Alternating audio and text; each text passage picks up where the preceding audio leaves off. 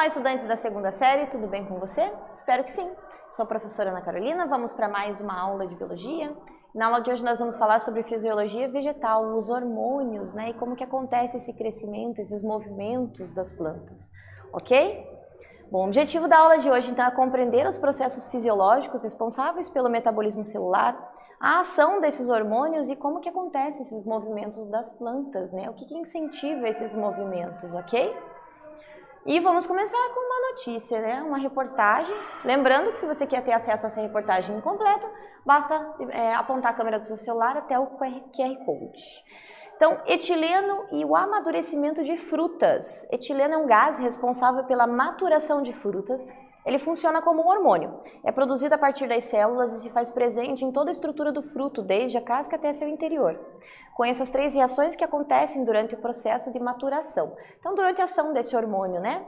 Então, existe a oxidação dos lipídios, né? Que é o início, vai tornando ele macio. Então, o fruto ele começa duro, vai ficando macio. Depois tem a quebra das ligações de amido, que daí ficam, as plantas começam, o fruto começa a ficar mais adocicado, certo? E a quebra das moléculas de clorofila. Então, após a reação, dependendo do fruto, daí vai mudar a coloração. Então, por exemplo, o caqui, né? Ele começa verde, ele, né, novinho ele é verde, e com o tempo ele vai ficando alaranjado, né? A laranja começa verde também, fica alaranjado, amarela, certo? Tudo depende de cada um dos frutos, né? E justamente o hormônio etileno. Existem hormônios, inclusive, né, que são utilizados na agricultura em si, justamente para induzir esse amadurecimento ou não, né? Para que as plantas amadureçam em determinada época, que não era comum acontecer.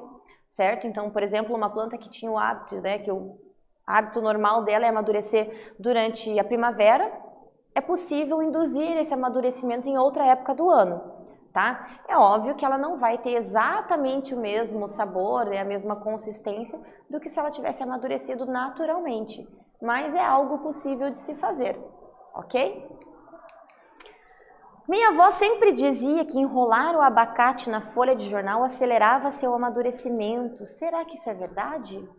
E eu vou dizer para você que é sim. Se você cobre a planta, né, se você cobre o fruto, seja com jornal, qualquer outro tipo de papel, né, ela vai liberar esse hormônio que vai induzir, né, esse hormônio ficará concentrado ali, esse gás, na verdade, vai ficar concentrado ali na planta e esse amadurecimento vai acontecer mais rápido. E tem outra dica, digamos assim, que é a banana. A banana, ela libera uma grande quantidade desses hormônios, né, desse gás etileno, por exemplo, né? Então, se você deixa um cacho de banana próximo de outros frutos, ele induz, né, esse amadurecimento de outros frutos, ok? Bom, então vamos falar de fato sobre esses hormônios vegetais, né? Para que um vegetal ele cresça, se desenvolva, ele vai sofrer ação de hormônios, que são compostos químicos que regulam as atividades de desenvolvimento das plantas. Como acontece conosco, né? Nós, animais, seres humanos, né? A gente também tem esses hormônios que atuam no nosso corpo e que permitem, né, o amadurecimento, o crescimento e tudo mais, certo? Nossa vida é baseada na ação desses hormônios. Plantas não são diferentes, tá ok?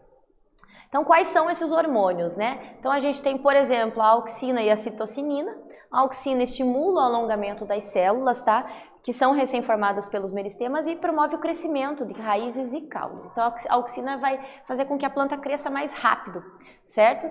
A citocinina, ela estimula as divisões celulares e o desenvolvimento das gemas. Então, quando vai crescer galhos, né, nas laterais, por exemplo, tá?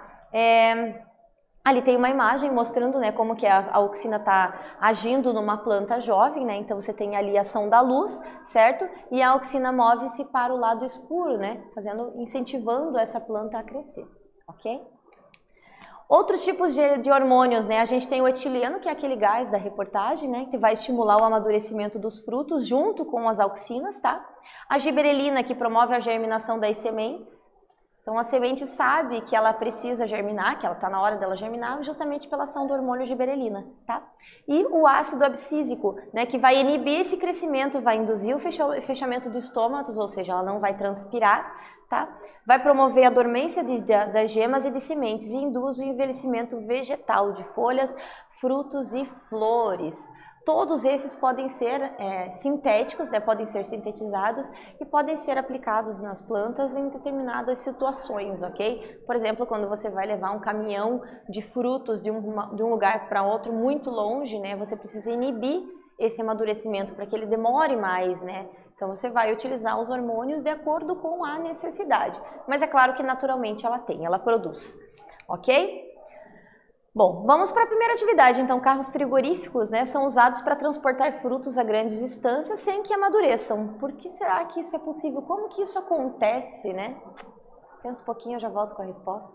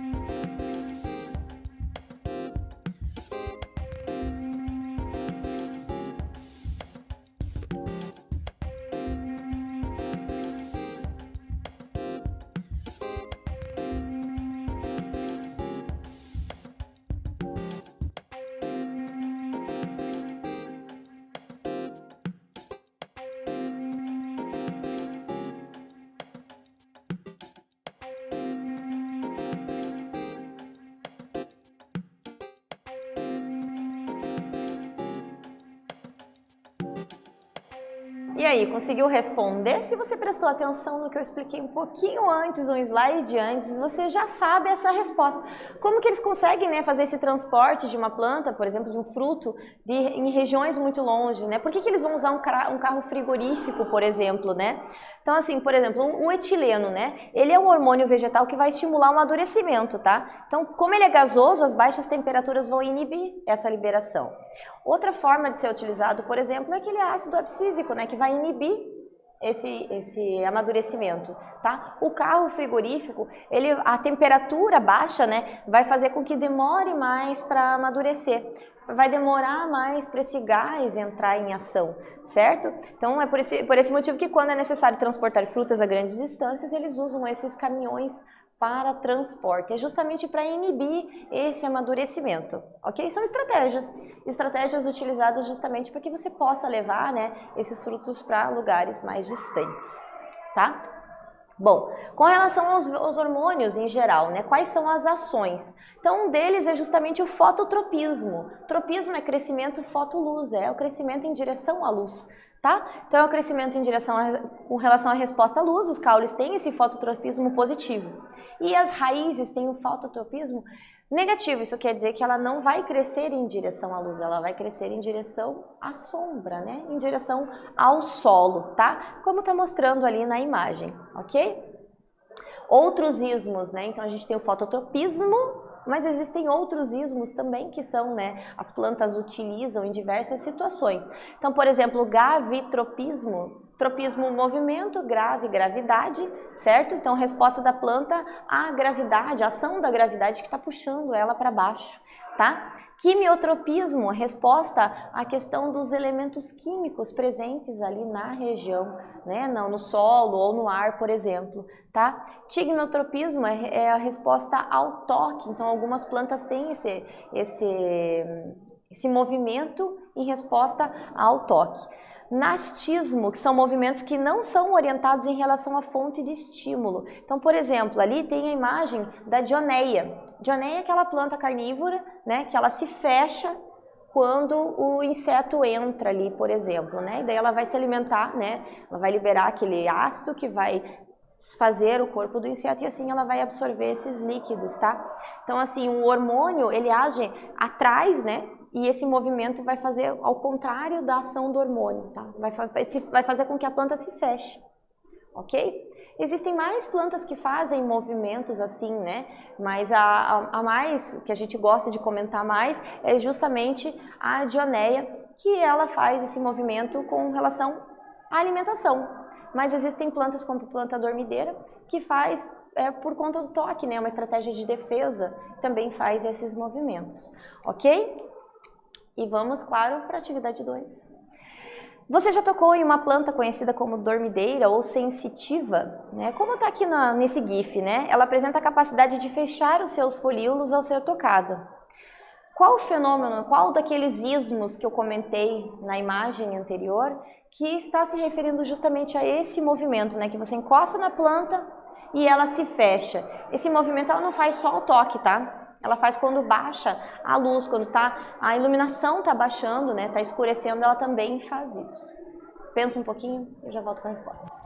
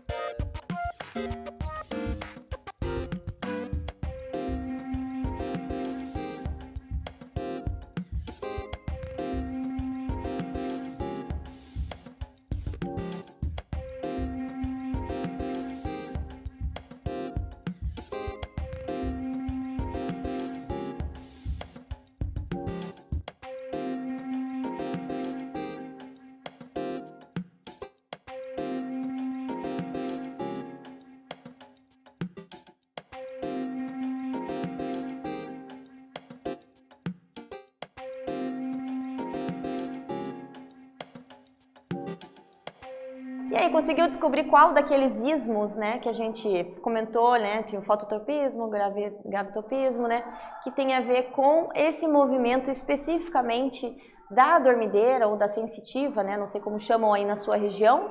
Então, na verdade, o movimento é o nastismo, tá? Nastismo, né? Ou seja, não orientado. Ele ocorre na planta dormideira como consequência das mudanças de turgescência na base do pecíolo. Pecíolo é aquela região ali entre as folhas, tá? Ali próximo, né, do caule. Tá? E essa turgescência é a questão ali do inchaço que acontece na região, o acúmulo de água, por exemplo, que vai permitir justamente esse movimento. Então é uma estratégia da planta, né? Ela joga uma quantidade de água para acumular ali e assim ela muda a posição.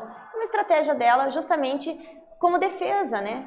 Assim, os predadores, por exemplo, talvez sintam-se inibidos, né, de querer se alimentar dessa planta justamente porque ela teve esse movimento, ela se fechou, né? Então ela como se ela estivesse fingindo que morreu, ok? Isso acontece também no finalzinho do dia, quando está escurecendo, tá? Bom, com relação aos hormônios vegetais, falando ainda, né, o crescimento da planta, tá? Então a gente tem, por exemplo, a planta, se você poda ela em cima, a tendência é ela encher nas laterais. E o que permite isso, né? A gente tem nas plantas uma dominância apical, ou seja, geralmente ela vai crescer em direção à luz, vai crescer para cima, ok? Se você corta a região de cima, ou se você poda a planta, esse efeito vai se reverter. E daí essa dominância não vai mais ser acima, vai ser nas laterais, nas gemas laterais. E é justamente por isso que a planta ela enche nas laterais quando você corta a parte de cima dela, tá?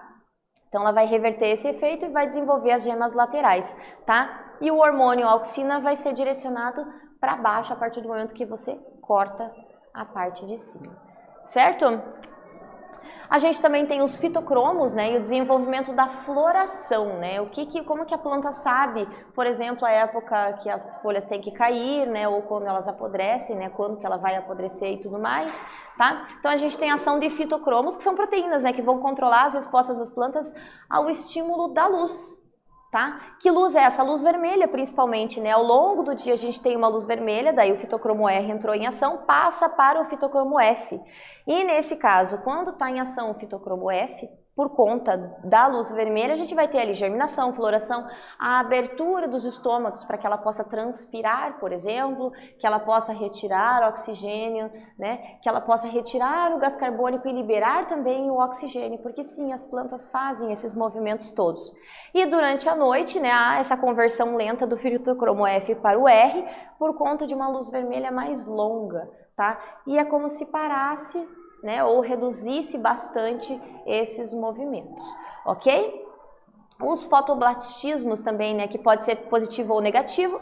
No positivo, as sementes elas vão germinar, né, estimuladas por conta da luz, e o negativo é que elas não necessitam daquele estímulo, provavelmente porque estão embaixo da terra, por exemplo, tá?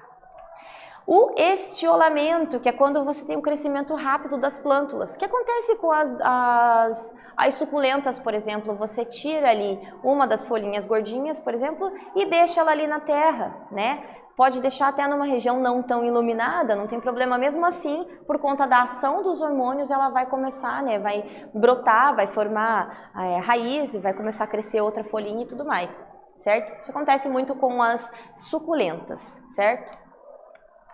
E também o fotoperiodismo, né? A relação de horas de luminosidade e de escuridão necessárias à floração. Então tem plantas que se dão melhor em regiões, por exemplo, que os dias são mais longos ou os dias mais curtos. Tem plantas que se adaptam, por exemplo, o ipê, ele percebe quando o dia está ficando mais longo do que, né, do que acontece no inverno, por exemplo, que o dia é mais curto, e assim ele sabe quando tem que florir, né, quando tem que liberar as flores. É por isso que ipê a gente vê principalmente na primavera, que é quando os dias ficam mais longos, tá? Então, depende da planta, a gente vai ter plantas que são habituadas a dias mais curtos, plantas de dias mais longos, por exemplo, a alface, aqui o crisântemo, né? Tá? E o ipê, por exemplo, que prefere dias mais longos para liberar as suas flores. Então, cada planta vai ter a sua época correta de floração de acordo com a quantidade de luz dos dias, né? Ok? Bom, vamos para uma atividade mão na massa. Agora você vai colocar para testar. Então você vai poder pegar, por exemplo, sementes de feijão, que são mais fáceis de conseguir, né? E elas crescem muito rápido. Você vai precisar de uma caixa de sapato, sementes de feijões, água, algodão e um potinho pequeno para colocar essa semente. Então a primeira coisa é fazer um buraco na parte superior de um dos lados da caixa. Tá? Aí você abre a caixa e coloca, né, o algodão molhado na tampa ou no potinho e os feijões em cima, tá? Deixa no local, essa caixa próximo de um local iluminado, fechada, certo? E espera até que o feijão saia da caixa, né? Como assim, né? Ele vai começar a crescer em direção à luz, tá? Eu vou dar um tempinho para você copiar aqui como que vai ser feita essa experiência e eu já volto para mostrar como que provavelmente vai ficar o seu experimento.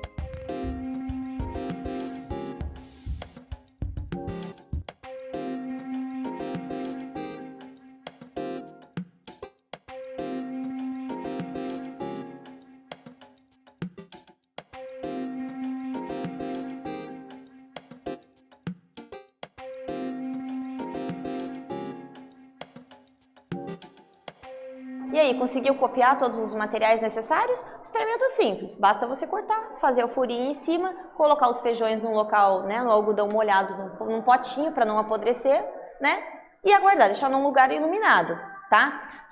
Há a possibilidade, por exemplo, de você colocar colunas aqui, né, com pedaços de papelão para verificar a orientação, se realmente esses caules estão crescendo nessas folhas, vão tentar alcançar a luz. Então aqui, por exemplo, eu tenho duas imagens que foram feitas dessa forma, né, com esses andares diferentes, tá? Aqui o feijão com 7 dias, ali com 9 dias. E você consegue perceber, por exemplo, que o caule, né, ele vai crescendo e vai se orientando sempre com a intenção de alcançar a luz, né?